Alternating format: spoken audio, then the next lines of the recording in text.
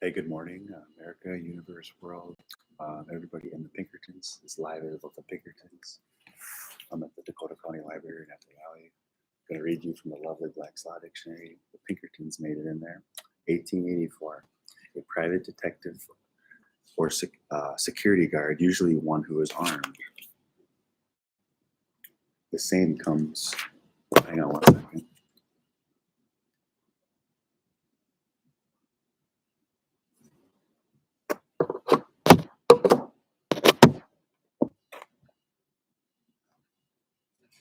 Pinkerton, a private detective or security guard, usually one who is armed.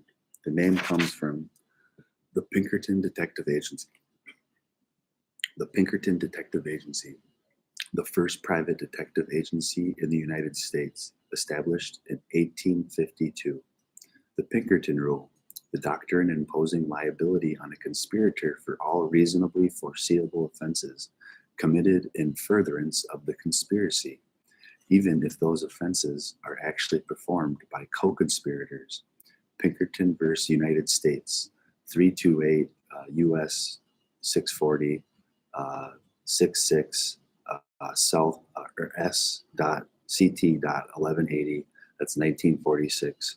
And then a pink sheet, 1959, a daily publication listing over-the-counter stocks, their market makers, and their prices, printed on pink paper. Pink sheets are published by the National Quotation Bureau, which is a private company, also termed National Daily Quotation Service.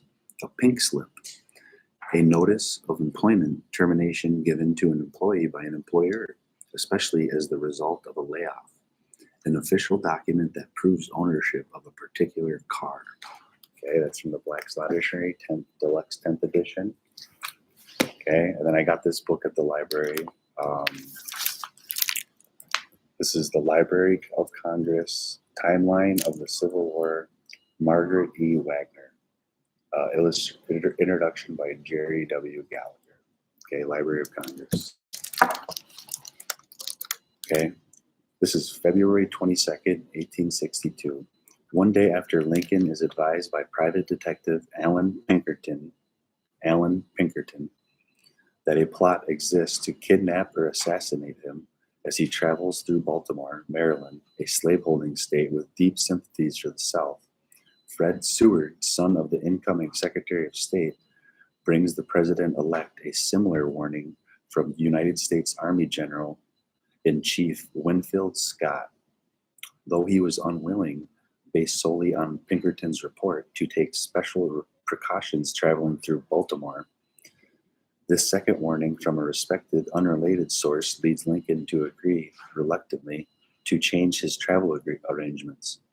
He leaves for Washington tonight rather than the following afternoon as originally scheduled, and he agrees to wear a less conspicuous felt hat instead of his usual tall stovepipe.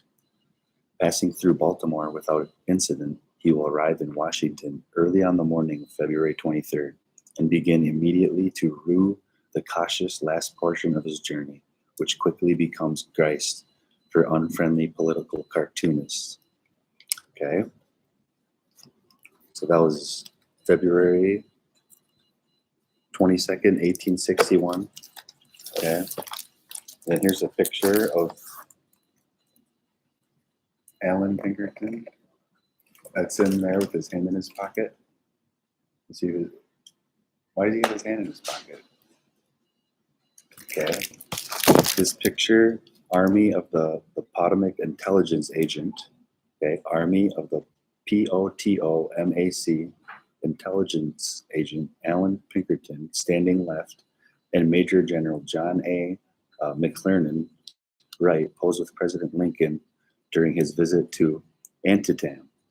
This was photographed by Alexander Gardner. This is the Gardner, okay, Gardner, right here. Gardner. See that word above Black's Law Dictionary? Gardner. Can't make this stuff up. So anyways, Gardner took the photo. That's McClernand. That's Pinkerton. That's Lincoln. This is he's an intelligence agent. You see that? For the Army of the Potomac. Potomac. Okay, so that was taken in 1862. Remember that, where that was taken. Okay. Then we go back here to his assassination.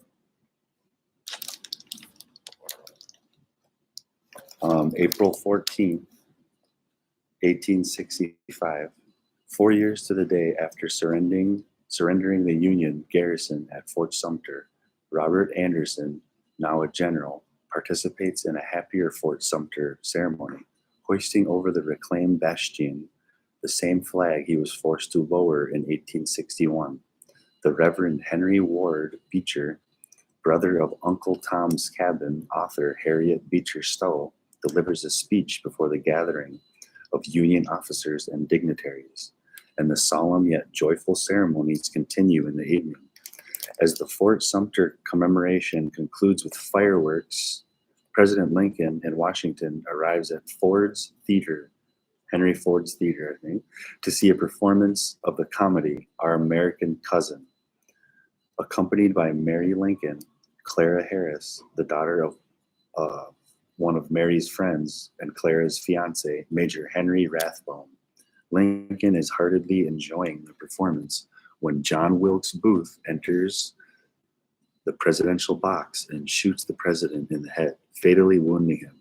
At the same time, Booth's fellow conspirator, remember, conspiracy, Lewis Payne assaults Secretary of State Seward in his home, wounding Seward and several members of his household, shouting, "Sic semper tyrannis," thus always to tyrants, and he leaps to the stage, breaking his leg in the process. Booth manages to escape from the theater, and, on horseback, crosses a bridge over the Potomac. Where was that photo taken with in 1861? Like they were planning this? Okay. This guy's escape route. The Potomac River into Virginia. In the theater, meanwhile, all is chaos. The shrill cry of murder from Mrs. Lincoln first roused the horrified audience. Witness James S. Knox will write to his father, and in an instant the uproar was terrible. Strong men wept and cursed and tore the seats in the impotence of their anger. The wounded president is carried across 10th Street to a boarding house. When he dies there at 7:22 the following morning, a grieving Secretary of War Stanton whispers, "Now he belongs to the ages." Now, this is just my belief that this is just the Roman playbook. This is the Roman fingerprints all over it. For example, Sic semper tyrannis, that's the Roman. And then if you read more about President Lincoln's assassination, like right here, for example, Booth's fellow conspirator Lewis Payne assaults Secretary of State Seward in his home, wounding Seward and several members of his household, shouting "Sic semper tyrannis," thus always to tyrants. Then it says, as he leaps to the stage, breaking his leg in the process. This is Booth, okay? So this is my belief that he wasn't the actual shooter, because he had to shoot. If he had to do that, go shoot him, you know what I mean, in the head, and then he had to jump over. They timed it perfectly to this comedy called Our American Cousin. Remember, we're the British colony. So they did it at a specific play. Alan Pinkerton, he came over here. He's from Britain, Scottish, I believe. Okay. And this is how the Grand Masonic, whatever, the Masons said it. And he has his hand in his pocket, okay, because they're sneaky. They're the magic. That's why they wear the magic hats. So anyways, John Wilkes Booth, this is my belief. He was just the fall guy, literally. Like he was supposed to fall down, break his leg, run out on the horse, and then come. He's supposed to escape, which he did, okay. And he went back to this place where the Pinkertons and Lincoln were at, where they took a photograph of it, the Potomac River. Okay, that's where he got out. And then it was the American Cousin comedy play they were watching, Great Britain. Okay. And then if you read the eyewitness statements from that night, the actual doorman who was supposed to be there, he was out partying supposedly because it was his birthday. So he never got actually interviewed, and he was never there. So and then somebody else was standing in front of that door. So they let him in, and that whoever was the doorman that night was the actual shooter, and they just went out the back door because they didn't even have to interview the one guy who was normally the doorman. So it was Wilkes Booth and another man in there, and then Lewis Payne. He was at a different, and they timed it at the exact same time because of the noise of the play. It's literally timed from it's comedy. So whenever the crowd laughs, okay, they know exactly when it's going to happen. And then, so that's my theory. So that's the Pinkertons. There's actually one still, there still exists, and they're in every state. If you go on the state of Minnesota, registered private investigators, there's Pinkerton, they're still around. And just look into them. I'm going to go over the Bluetooth family too. They're another family from overseas that kind of are in our everyday lives. And the Pinkertons are like the original intelligence agency here, I guess. Secret Service. They're the Secret Service. They were switched to the Secret Service, and they were given many different names. And I believe that's who Hoover worked for too, the Pinkerton Agency. So they were here first. Love you, America. Have a good day. 11:22. Keeping my video short. Miller Madison Platt Quinn. Thanks for teaching Daddy how to win. My mom, Kathy Conboy. Hopefully there's justice for her. And hopefully the police are working on it. Love you. Have a good day. FBI is.